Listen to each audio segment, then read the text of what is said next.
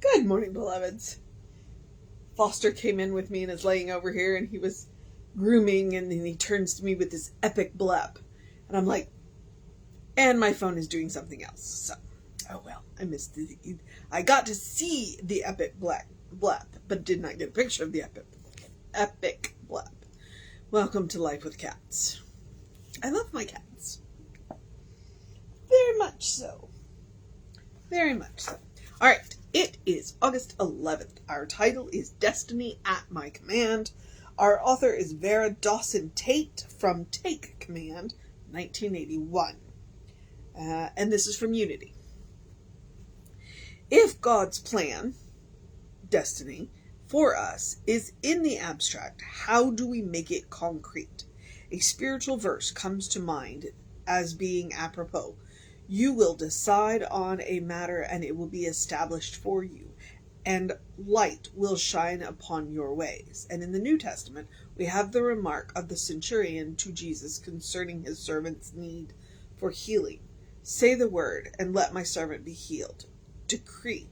Say the word. In other words, affirm the truth. In truth, as presented by Unity, this decreeing, saying, or speaking comes under the heading of affirmation. What occurs when a strong affirmation of truth is uttered silently or audibly? A definite change of a positive nature takes place in the mind and the consciousness. The idea back of the word draws thought substance to the idea and builds what Emmett Fox calls a mental equivalent. As the idea back of the word has drawn the invisible mind substance to form a mental picture, so this mental picture acts as a magnet to draw manifest substance to clothe the idea in some tangible form. A home, clothes, food, a job, harmonious human relationships, happiness, success.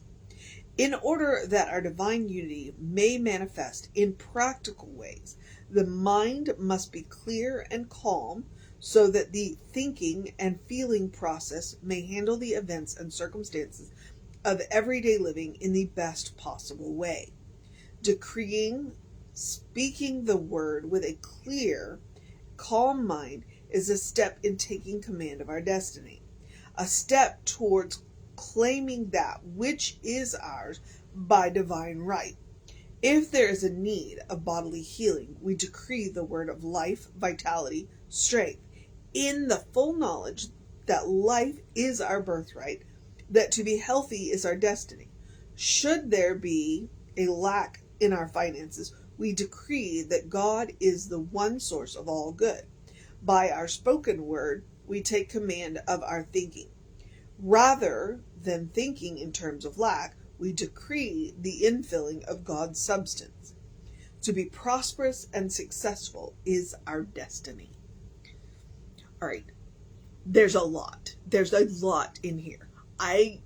In the the 15 or 20 minutes that I have to do this, I don't have time to cover everything that she does.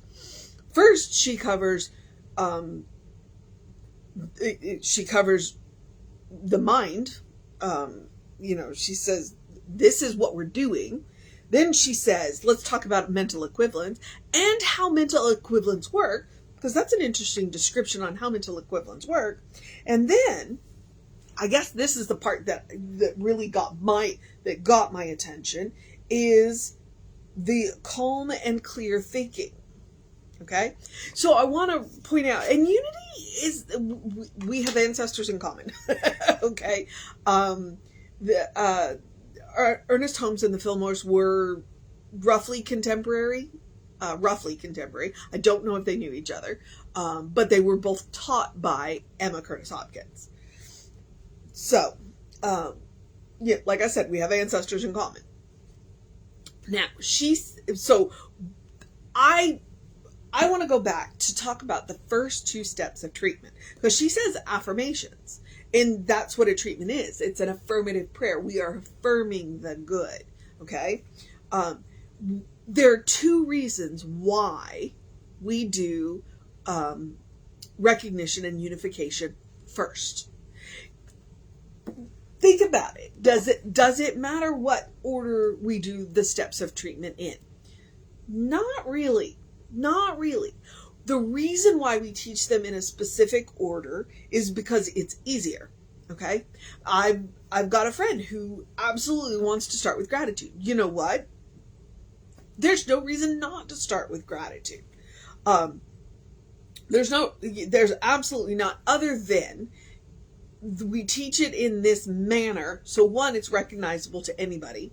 You go anywhere, we do the steps of treatment. We all do them in the same way. So it's kind of like if you step into any Catholic church anywhere in the world, you know what the service is going to look like.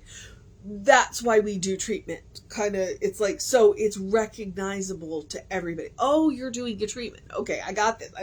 I know what to expect. Okay. So it's a good framework, and it's the framework that Ernest Holmes picked up from Jesus. That's exactly where Science of Mind kind of came from. Is Ernest Holmes kind of went, you know what? Jesus prays in this really specific way. He uses these really specific steps. Why don't we try that? It's the whole point of Science of Mind. Our founder went, let's pray the way Jesus did. Legit. That's it. Now, but I'm going to go back to her calm and clear thinking. The first two steps of treatment, if you look at it, are a meditation. When we recognize that there is one power, and then we deliberately unify with that one power, we bring ourselves into a meditative state. We bring ourselves into calm and clear thinking. If we are going to do a treatment, we need to go into that treatment knowing what we want. And if we don't know what we want, then there are ways around that. You have the idea of the highest and the best. It's like when we treat for Maui, we don't know exactly what we want to treat for, so we are going to treat for their highest and best. But we want to go into treating for Maui with the wildfires calmly and clearly. Well, one of the best ways to get to calm and clear thinking is to recognize the only power that there is, the power of God. And to recognize that because we are made from God, by God, of God, then that same power flows through us. And we have the right and the responsibility to use it in alignment with its qualities. Now, the power that trickles through each and every one of us is exactly that. It's a trickle. It's a trickle compared to what is available through God. But that's one of the reasons why we get together in groups, in communities, to do this treatment. Because we are multiplying our power by coming together. It's not about getting more voices to yell at God and demand that this is the way it is. It's about recognizing that the power of God flows through each and every one of us. And as we come together, we multiply the effectiveness of the power that flows through us. So, I completely, and she like I said, she talks about mental equivalence. There's so much in there. Destiny at my command. Destiny at our command. But for today, the real value is the recognition that when we treat, we want to do it with calm and clear minds. And that the first two steps of treatment are designed to get us there. To create that calm mind. And that's absolutely one of the beauties of doing treatments, because I have stepped into treatments in situations that are emotionally wrought. But those first two steps of treatment help me to clear my mind, to calm my mind, so that when I get to the realization step where I'm making that command, where I'm stating that affirmation, where I'm stating what it is that I am doing, my mind is calm, my mind is clear. That's absolutely the power of the first two steps of treatment, to clear and calm that mind. And that is how you make your treatments effective. And I would suggest go back and look at you when you do treatments, when you go into them with calm and clear minds. Even if you don't start that way, the first 2 steps get you to the calm and clear mind. Are your treatments more effective than when you allow your emotions to run away with you? So, I'm going to go back to that first line of hers. Vera, Dawson, Tait. I commend her to you. All right. In order that our divine destiny may manifest in practical ways. Oh yeah, she did talk about destiny, our purpose. That was another thing she covered in here.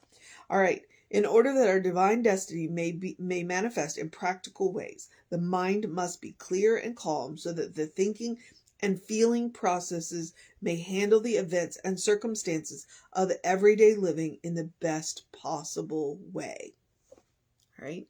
The mission today, should we choose to accept it, is to focus on that calm, clear thinking and recognize how the first 2 steps of treatment support that. So, and now I need to text one of my friends and go, hey, you know what? You know how we talk about why we do them in the order we do? This is why, because he's not going to see this for 6 months. All right, beloveds, that's the mission. Focus on the calm, clear thinking. Focus on the calm, clear thinking. And go dig out the rest of the gold in this, because there's so much in this one. It's a very long one. And like I said, even if I had I would need several days to really dig into all of the little gold nuggets she's got in that one. I commend it to you. All right. August 11th, in Courage, Conviction, and Consciousness. It's a fantastic one. All right. Oh, gosh, you are so cute. Oops, sorry. Immediately distracted by the cat laying on his side with all 4 paws pressed up against my thigh. So, I'm going to remind you, the other thing that I remind you, the other mission for the day, which is the spiritual practice of self-care. To do something loving for yourself, something kind for yourself, something compassionate for yourself. It can be 1 thing, it can be 3 things. It doesn't matter. The point is to practice on yourself. You are your own best test subject. You will get immediate feedback. It is about creating a habit of responding lovingly, kindly, and compassionately. And notice how I said responding, not reacting. But if you create the habit of responding lovingly, kindly, and compassionately, when you catch yourself reacting, because we're all going to be there. I mean, some days life moves fast. We will react lovingly, kindly, and compassionately when we've created that habit. So that's part of the reason why I suggest doing this every day. So you are your own best test subject. I'm encouraging you to create a habit. And the last reason, you deserve your own love. You deserve your own kindness. You deserve your own compassion. We went out to a restaurant last night, and I flipped over and looked at the dessert menu first. And seriously considered ordering dessert first. The closest I got was I ordered a strawberry lemonade, which is pretty much dessert. I don't like to drink my calories. I would prefer to eat my calories. So most of the time when I go to restaurants, I order water.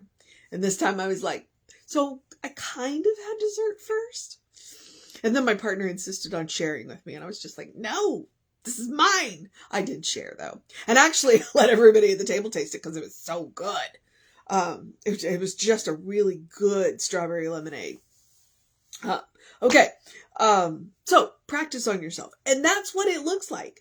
Eating dessert first can be the most loving, kind, and compassionate thing that you can do for yourself. And then, but it also looks like taking a deep breath before you speak. It looks like taking a nap. It looks like taking a walk. It looks like taking a break. Self-care, remember? It looks like saying no to something that is really draining for you. It looks like saying yes to something that pushes you a little bit out of your comfort zone. You'll never know how amazing you are at things until you try them. And even if you make a spectacular mess, that's okay. That's okay. Sometimes a good mess will kick you into something that is amazing. So, and notice I said a good mess.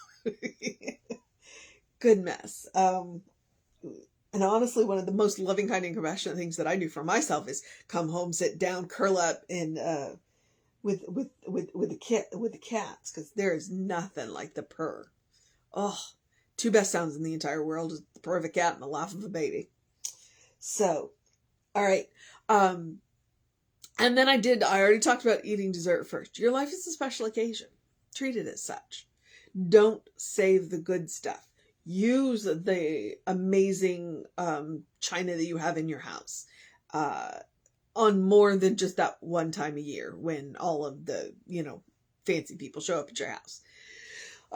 Use it a little more. I know you don't want to necessarily use it every day because it's probably a hassle to clean, but use it a little more often. Burn the nice candles, write in the nice notebooks. Anybody who has ADHD knows what I'm talking about with the notebooks. And then, wear the good clothes, wear the nice clothes, wear the comfortable clothes.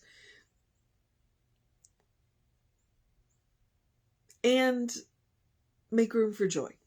No matter what is going on in your life.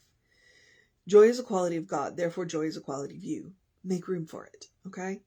Even in the midst of the melancholy work that we occasionally have to do, you can still have joy. Please make room for it. All right. He's very meditative today. He's very calming. So you have your mission. You have your spiritual practice, love, kindness, compassion. I feel like, and then they're just the rest of the suggestions. Do something to engage your mind and your body, whatever that looks like, unless today is your day of rest. I know I took a rest day yesterday, but I needed it from Wednesday. I opted to keep my rest day today. So, everything goes back to normal tomorrow. Mostly because I get to go to the park and play with squirrels. Yay! So, and then, drink plenty of water, hydrate. It is just hot. And there is no relief in sight. So hydrate, take care of yourself, take breaks, cool off, drink plenty of water. Okay. And then add some trace minerals, electrolytes. So that will hydrate you better than just plain water, especially if you are sweating a lot. And then get that early in your day bright light. If you get up before the sun, artificial light will work too. I'm encouraging you to support your circadian rhythm, which is a natural hormone cycle. If you get that early in your day bright light, and I'm talking 5 or 10 minutes, it will help you to have more energy during the day and you will sleep better at night. So please, it's all about self-care. And now I'm going to remind you my Ernest Holmes quote, open the windows of your soul, allow the breath of heaven to remind you, you do live in heaven right here, right now. It's all around you all the time. Okay. It's all God. It's all God. Everything we see is made of God's stuff because that's all there is, God's stuff. And when you come to that realization, you tend to move through the world differently. It's that recognition. We talked about recognition. And then we kind of go, oh, and we move through the world differently. And it's amazing. So when we open the windows of our soul, and how do we do that? Being of service, volunteering, doing things that set our soul on fire, listening to music, getting into nature. Jesse's been on an Emerson kick lately, so nature, take Emma's advice, look for the good and praise it. That's how we do it. When we recognize that God is all there is, and it helps us to come into that calm and clear thinking, then when we meet people who are in their storms or in the storm, we can pull them into our peace. There can be a storm going on all around us, and yet we are at peace because it's the only way to get things done. It doesn't mean that we do not recognize the storm going on around us, but what it does mean is that we can take clear and concise and appropriate choices to get through the storm. And we can pull people out of the storms that they are in and give them a place to rest in our peace until they can create their own peace. That is the goal. So take Emma's advice, look for the good, praise it, do all the other stuff. That's how we create a world that works for everybody. All right. I'm at the social media part. We are Creative Life Spiritual Center, Creative Life Spark. I'm the running Rev Ryan on the social medias that I am on. I commend them to you. We try and make sure that we have light, bright, uplifting, helpful, funny content for you that will just make your day better. Okay? And there are hours, thousands of hours of content on both of the YouTube channels. So if you just need something to listen to get you out of it, I read you a book on both YouTube channels. It's the same book, but I read you a book. So it's there if you need it. All right. I guess I'm at the part where I get to encourage you to have a great day, a wondrous day, a fantastic day, a magical day, an enchanted day, a wonder-filled day, an awesome day, an amazing day, a clear day, a calm day, a affirmation day, a mental equivalent day, a consciousness day, a good day. And if that is too much pressure, simply have a day. You are enough just as you are. You are a beloved child of God in whom God is well pleased and well represented. Okay? You are a divine spark. You are a brilliant light. You are spirit in motion. You are God in action. Remember I said God is all there is. That means you are God in action. All right? Or as Reverend Jesse likes to call us, you are godly. All right? Know the truth of your being. Explore the truth of your being. Find out who you really are, not who you've been told you are. You know, peel back the layers that society and culture and religion and gender normatives and all of that have placed upon you and figure out who you actually are. At the base of it, you're a beloved child of God. Anything after that is your decision. All right? Okay. All right. I'm going to move into the process of my day, but I'm going to remind you that Reverend David will be on around 9 p.m. Excuse me. 5 p.m. with you. I will be back with you around 9 a.m. tomorrow. Take care of yourself and know that you are loved. I will see you next time.